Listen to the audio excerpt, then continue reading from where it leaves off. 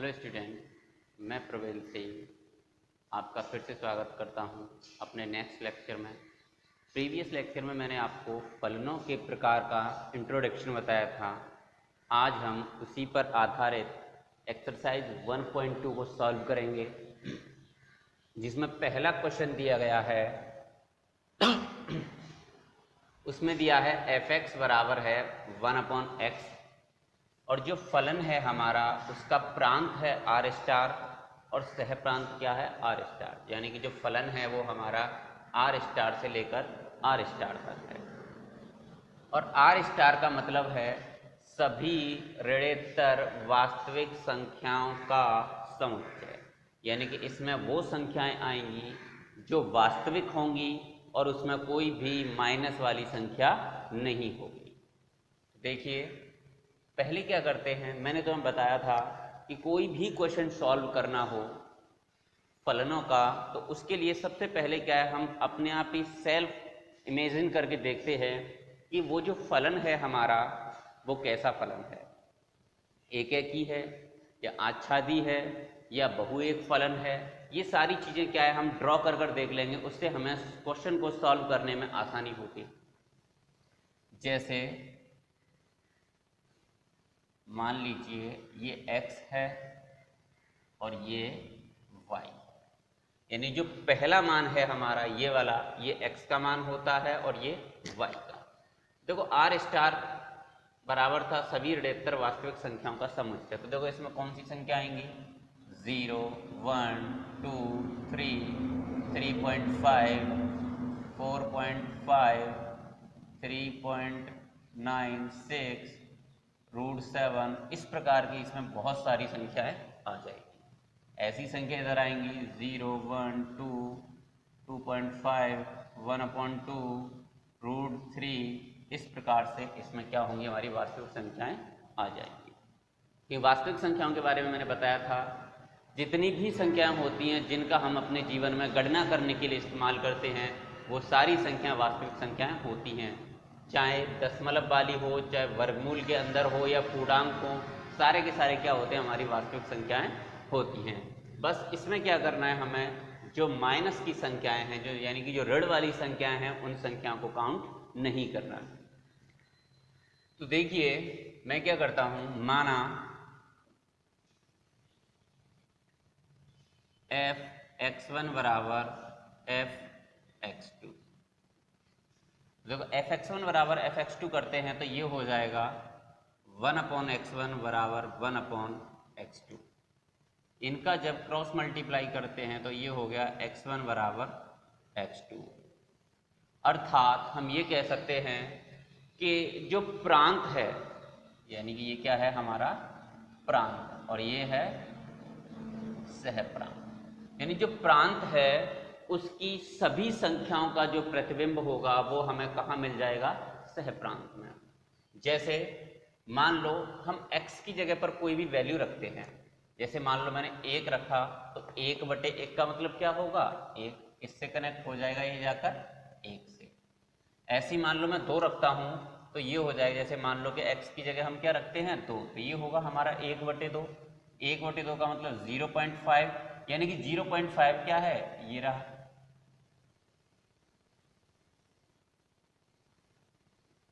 यानी इस प्रकार से हम इधर की कोई भी संख्या पुट करेंगे, जो हमें मान निकल कर आएगा वो इधर वाला मान आ जाएगा। तो इसलिए हम कह सकते हैं कि इधर की सभी संख्याओं के प्रतिबिंब, यानी कि प्रांत के सभी अवयवों का प्रतिबिंब कहाँ उपस्थित है, सह प्रांत में। यानी प्रांत के सभी अवयवों का प्रतिबिंब सह प्रांत में है। इसलिए दिया गया फलन एक है कि, देखिए हमारा जो फलन है वो कैसा प्रूफ हो गया, एक है कि। अब क्या करते हैं, हम आच्छादी चेक करते हैं। तो देखो आच्छादी के लिए क्या करते हैं, सिंपली कुछ नहीं करते, जो f(x) है ये हमारी किसकी वैल्यू होती है, y की। देखो f(x) बराबर है 1/x और ये किसकी वैल्यू होती है, हमारी y की। तो मैं क्या करता हूँ, x को इधर लाता हूँ और y को इधर, तो क्या हो जाएगा हमारा x बराबर 1/y। अब क्या करते हैं, y के मानों में से यानी कि इधर की वैल्यू यहाँ पुट करते हैं, इधर वाली जो वैल्यू है वो यहाँ पुट करते हैं, और यहाँ पुट करने पर देखते हैं कि x का मान क्या निकल कर आ रहा है। जैसे इधर से हम कोई भी संख्या रखें, जैसे मान लीजिए मैं रखता हूँ y बराबर 3, जो कि हमारा एलिमेंट है किसका, आर स्टार का, लेने पर तो x बराबर होगा 1/3, जो कि किसका एलिमेंट होगा, आर स्टार का। यानी जो 1/3 है वो कैसी है, हमारी धनात्मक वास्तविक संख्या, यानी कि ये जो हमारा प्रांत का समुच्चय है इसके अंदर 1/3 हमें क्या होगा, मिल जाएगा। तो हम कह सकते हैं कि सहप्रांत की जो संख्याएं हैं, यानी सहप्रांत के जितने भी अवयव हैं वो सारे के सारे अवयव हमारे जो प्रांत की संख्याएं हैं उनके क्या हैं, प्रतिबिंब हैं। यानी क्योंकि सहप्रांत के सभी अवयव, सहप्रांत के सभी अवयव प्रांत के अवयवों के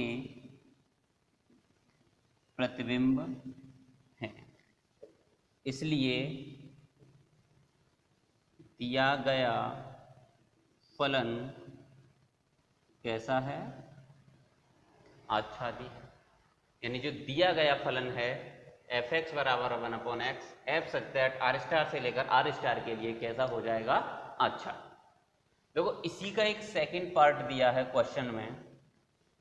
तो क्वेश्चन में आगे कहा है यदि प्रांत आर स्टार को n से बदल दिया जाए, यानी कि जो फलन है हमारा वो क्या हो जाए, f सच दैट n से लेकर आर स्टार तक, यानी कि जो प्रांत है आर स्टार उसे क्या किया हमने, n से चेंज कर दिया, यानी कि पहले यहाँ क्या था आर स्टार, अब उसकी जगह क्या रख दिया, n।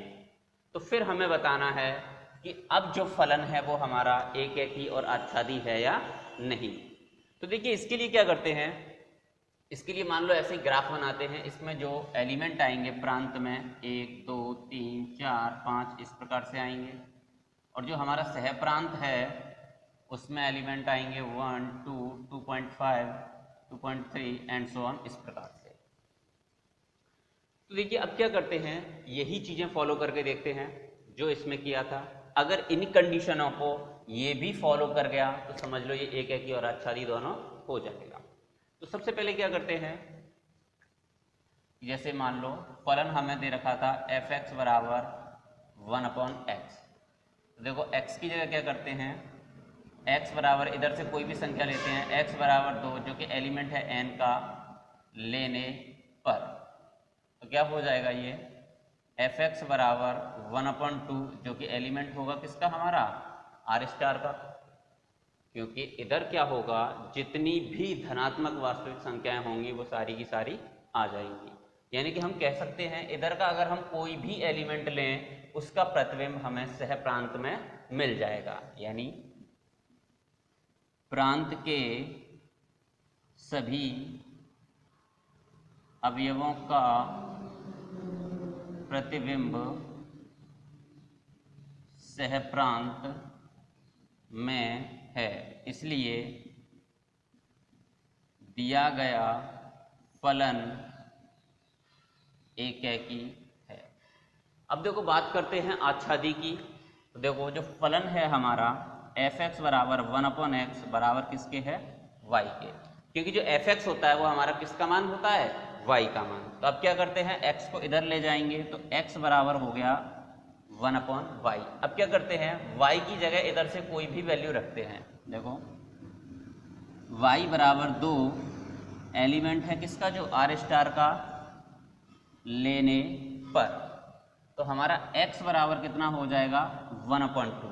और देखो जो 1/2 है वो हमारा n का एलिमेंट नहीं होगा, क्योंकि n क्या है, प्राकृतिक संख्या, और प्राकृतिक संख्याओं में केवल धन पूर्णांक होते हैं, कोई भी परमेय संख्या यानी कि 1/2 1/3 इस प्रकार की जो संख्याएं हैं वो नहीं होती हैं। x बराबर 1/2 एलिमेंट नहीं है n का। इसका मतलब ये हुआ कि सह प्रांत के जो सभी अवयव हैं वो प्रांत की संख्याओं के प्रतिबिंब नहीं हैं। तो इसलिए जो दिया गया फलन है वो हमारा आच्छादी नहीं होगा। यानी कि ये आप नोट कर सकते हो, नीचे जगह नहीं बची है इसलिए मैं बोल देता हूं कि सहप्रांत के सभी अवयवों सहप्रांत के सभी अवयव प्रांत के अवयवों के प्रतिबिंब नहीं हैं। इसलिए दिया गया फलन आच्छादी नहीं। देखिए नेक्स्ट क्वेश्चन है क्वेश्चन नंबर 2। निम्नलिखित फलनों की एक एक तथा आच्छादी गुणों की जांच कीजिए। यानी कि इसमें क्या करना है, जितने भी फलन दे रखे हैं उन सब में हमें बताना है कि फलन एक एक ही है या आच्छादी है। तो देखो सेकंड का फर्स्ट क्वेश्चन है f(x) बराबर दिया है f(x²) f such that n से लेकर n तक। यानी जो फलन है हमारा वो x² दे रखा है, इसका प्रांत भी n है और सहप्रांत भी n है। तो देखिए सॉल्व करते हैं इसे। तो क्या करते हैं,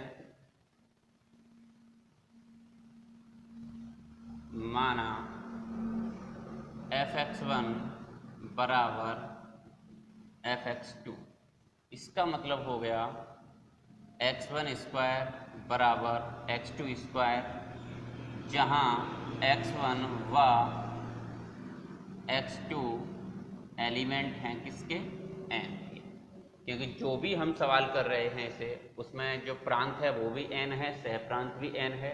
तो इसलिए हमने x1 और x2 को क्या लिया है, कैपिटल N। यानी कि ये क्या है, हमारी प्राकृतिक संख्याओं के समुच्चय हैं।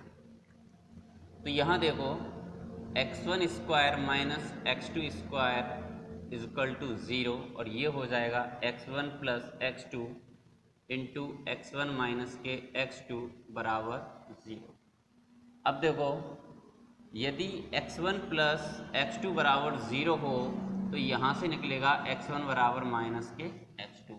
लेकिन एक बात ध्यान दो, ये है ऋणात्मक संख्या और जो ऋणात्मक संख्याएं होती हैं वो प्राकृतिक संख्याओं का एलिमेंट नहीं होती, अर्थात ये क्या होगा, हमारा इसमें अप्लाई नहीं होगा।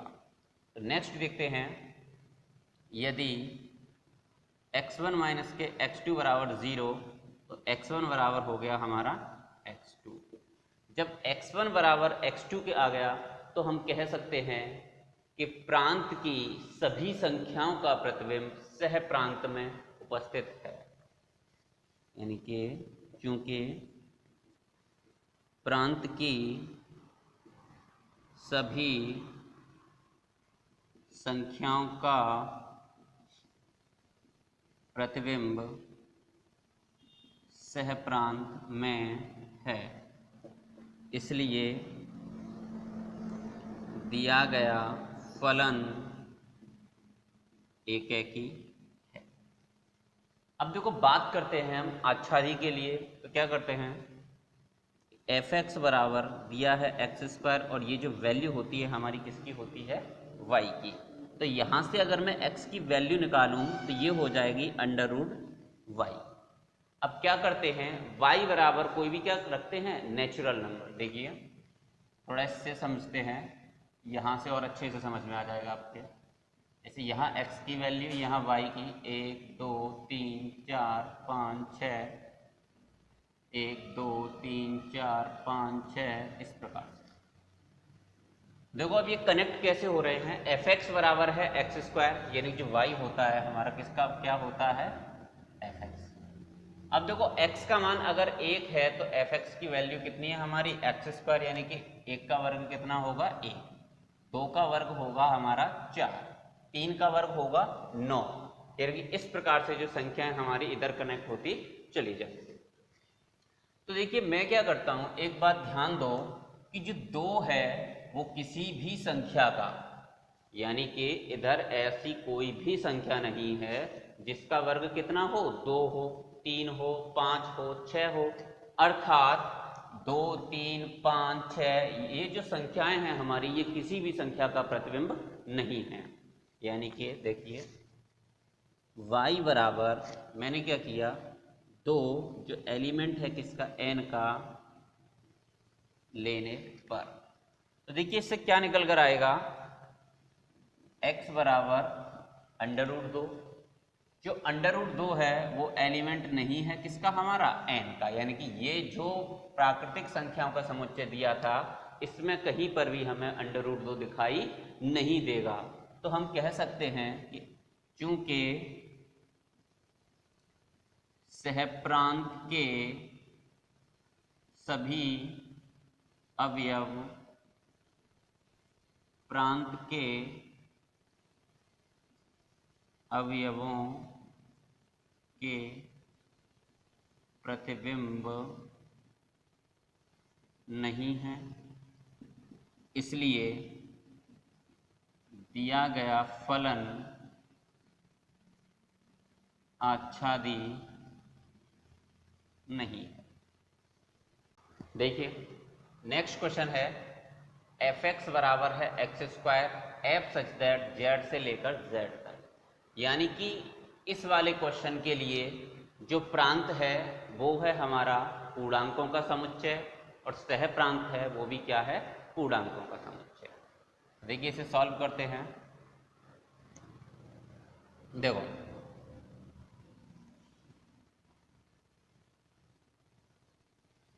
सबसे पहले ये ड्रॉ करते हैं, यहाँ x की वैल्यू और यहाँ y की वैल्यू। देखो x जो होता है वो हमारा प्रांत का भाग होता है, तो ये है z, तो इसमें संख्याएं आएंगी 0, 1, 2, 3, 4 इस प्रकार से, -1, -2, -3 इस प्रकार से, 0, 1, 2, 3, -1, -2, -3 इस प्रकार से क्या होगा, इनमें संख्याएं आ जाएंगी।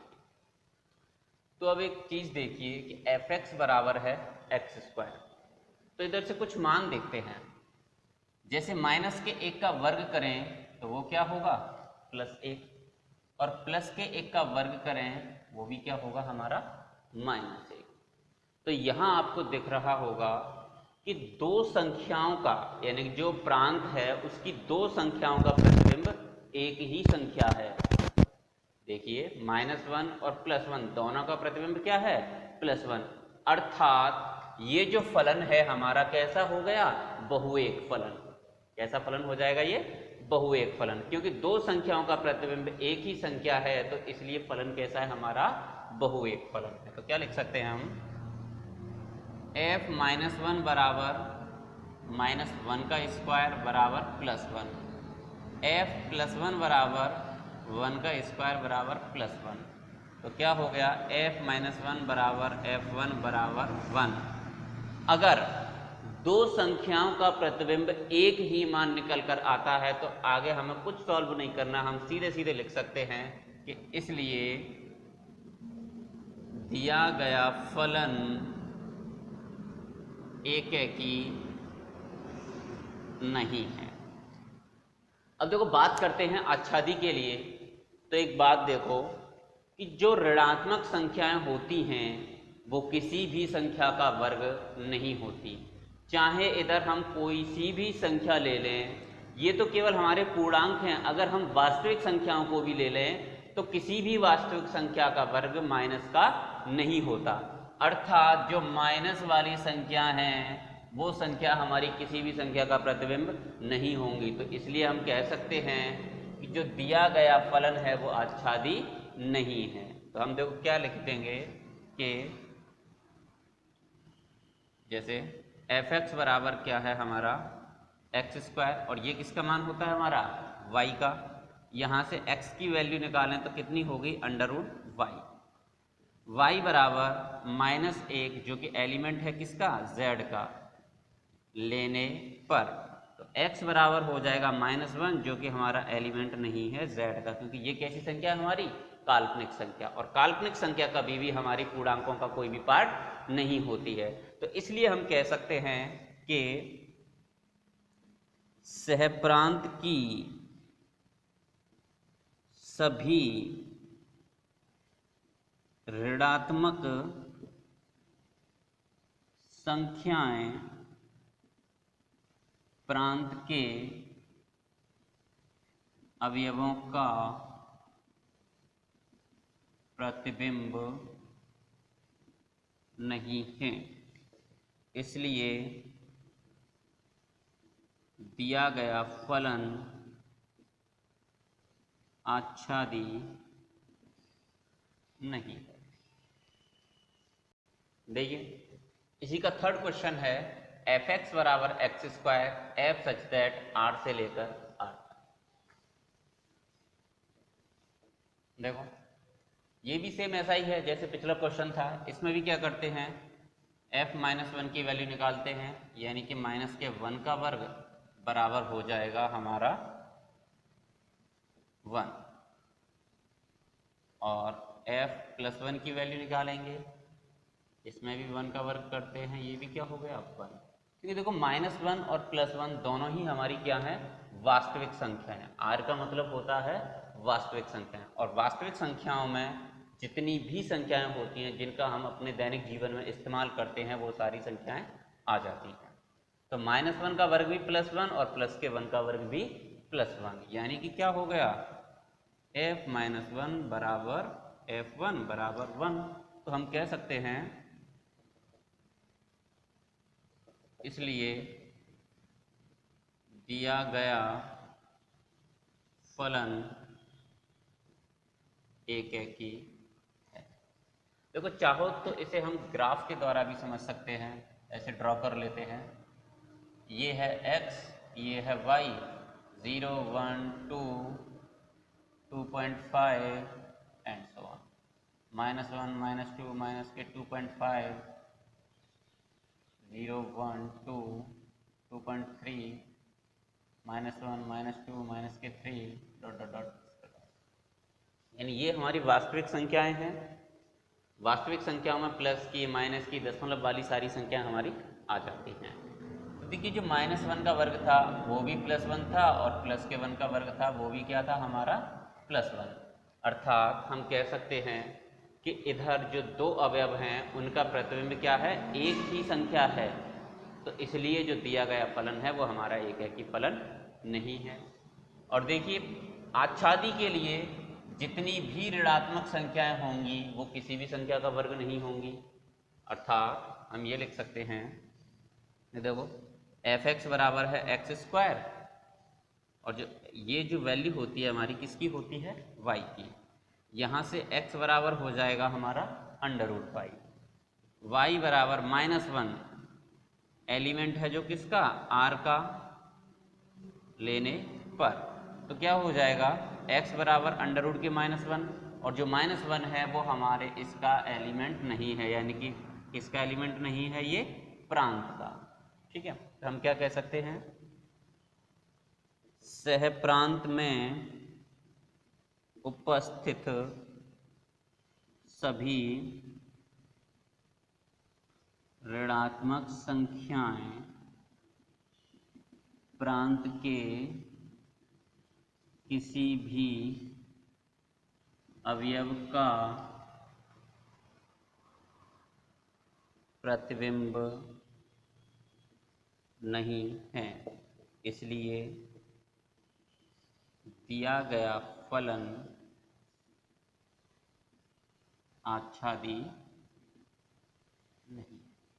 यानी जो सहप्रांत में उपस्थित माइनस वाली संख्या थी वो किसी भी संख्या का क्या होती है, वर्ग नहीं होती है। इसलिए हम कह सकते हैं कि जो दिया गया फलन है वो हमारा आच्छादी फलन भी नहीं है।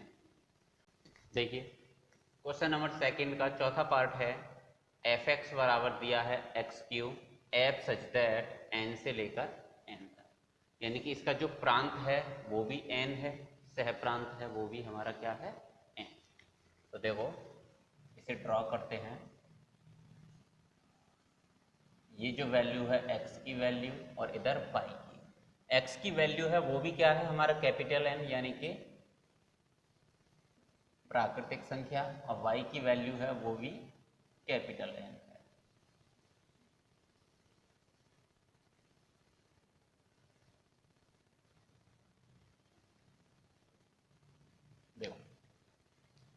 फलन दिया है f(x) बराबर x3। तो सबसे पहले क्या करते हैं, इसे कनेक्ट कर कर देखते हैं कि संख्याएं हमारी किस प्रकार से जुड़ रही हैं। जैसे 1 का क्यू करें, 1 का क्यू होगा 1, 2 का क्यू करेंगे तो वो हो जाएगा 8, 3 का 27, 4 का 64, इस प्रकार से संख्याएं क्या हमारी जुड़ती चली जाएगी। यानी कि देखो माना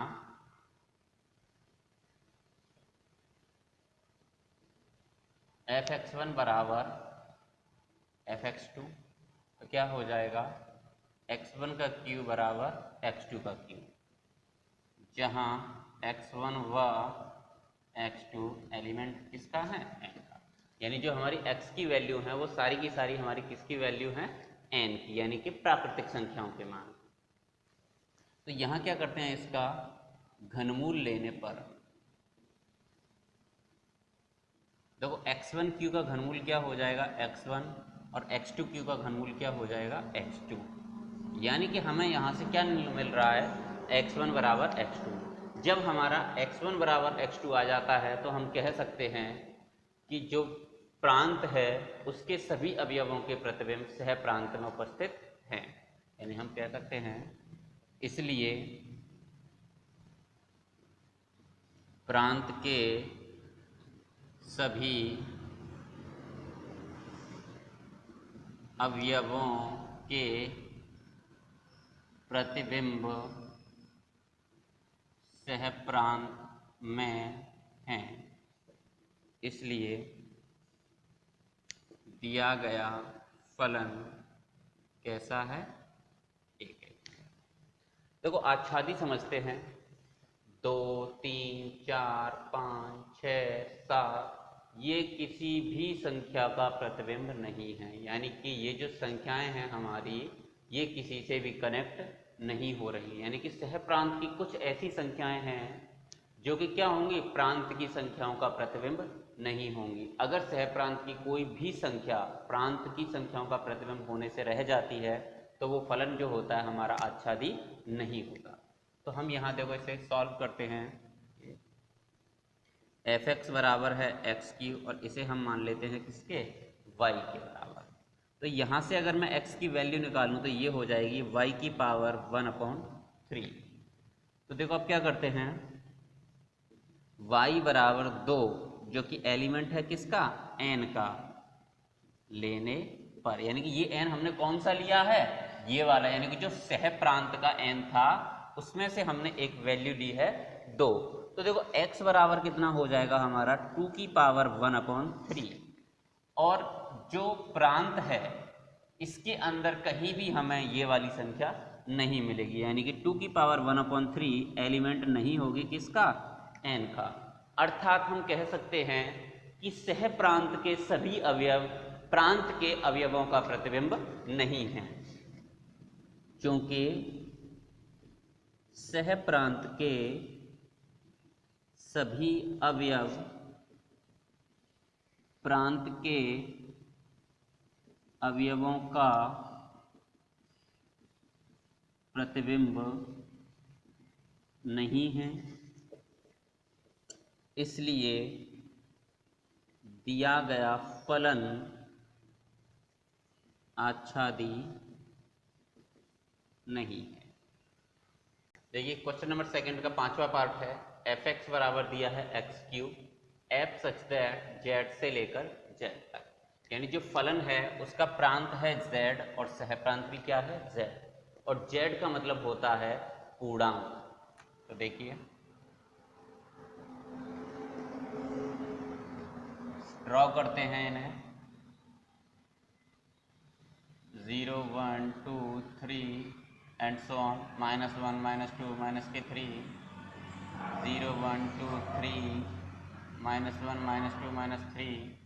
ये हमारी x की वैल्यूज हैं और ये हैं y की वैल्यू। तो देखिए करते हैं, माना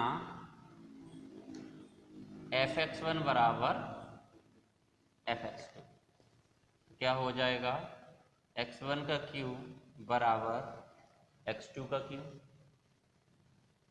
जहाँ x1 व x2 एलिमेंट है किसके, z के। देखिए जैसे मैं 1 का क्यूब करूं तो 1 होगा, 0 का क्यूब 0 होगा, -1 का क्यूब माइनस होगा, 2 का क्यूब 8 होगा, जो इधर मिलेगा -2 का क्यूब -8 होगा, वो हमें आगे चलकर मिल जाएगा। अर्थात इधर की जितनी भी संख्याएं होंगी सबके जो क्यूब होंगे यानी कि घन होंगे वो हमें सह प्रांत में मिल जाएंगे। देखिए यहाँ क्या करते हैं, इसका घनमूल लेने पर तो x1 बराबर क्या हो गया, x2, अर्थात सह प्रांत की सभी संख्याओं का प्रतिबिंब हमें कहाँ मिल जाएगा, प्रांत की सभी संख्याओं का प्रतिबिंब हमें कहाँ मिलेगा, सह प्रांत में। तो कह सकते हैं इसलिए प्रांत की सभी संख्याओं का प्रतिबिंब सह प्रांत में है, इसलिए दिया गया फलन एक ही है। देखो बात करते हैं आच्छादी के लिए, तो देखिए 2 3 4 5 6 7 और इधर -2 -3 -4 इस प्रकार की जो संख्याएं होंगी हमारी वो प्रांत की किसी भी संख्या का प्रतिबिंब नहीं होंगी। अर्थात सह प्रांत में कुछ ऐसी संख्याएं रह जाएंगी जो प्रांत की संख्याओं का प्रतिबिंब नहीं होंगी। तो इसलिए हम कह सकते हैं कि जो दिया गया फलन होगा वो हमारा आच्छादी फलन नहीं होगा। तो देखिए क्या करते हैं, जो f(x) है वो बराबर है x³ के, और f(x) जो मान होता है वो किसका होता है, y का। यहाँ से x बराबर निकलेगा हमारा y की पावर 1/3। अब क्या करते हैं, y की जगह पर इधर से हम कोई भी संख्या लेते हैं, जैसे y बराबर 3 जो कि एलिमेंट है किसका, z का लेने पर, तो x बराबर हो जाएगा 3 की पावर 1/3, और जो 3 की पावर 1/3 है वो z में यानी कि प्रांत में कहीं पर भी नहीं मिलेगी। अर्थात जो 3 है वो किसी भी संख्या का प्रतिबिंब नहीं है, यानी जो सह प्रांत में उपस्थित संख्या 3 है वो हमारी, वो इधर की किसी भी संख्या का प्रतिबिंब नहीं है। तो क्या कह सकते हैं, देखो इसलिए सह प्रांत, इसे लिख देते हैं, एलिमेंट नहीं है z का, इसलिए सह प्रांत के सभी अवयव प्रांत के अवयवों का प्रतिबिंब नहीं है, इसलिए दिया गया फलन आच्छादी नहीं है।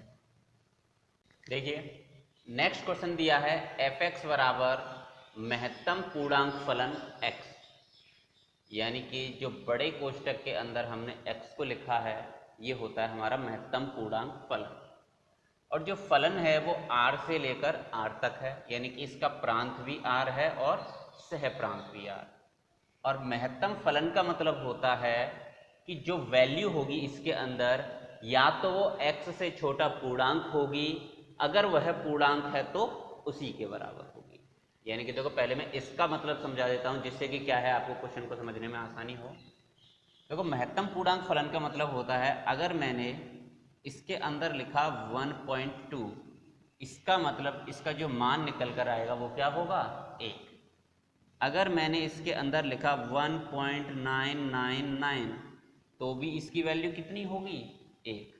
अगर मैंने इसके अंदर लिखा 1 तो इसकी वैल्यू 1 होगी। अगर मैंने ऐसे लिख दिया 0.999 तो इसकी वैल्यू कितनी होगी, 0।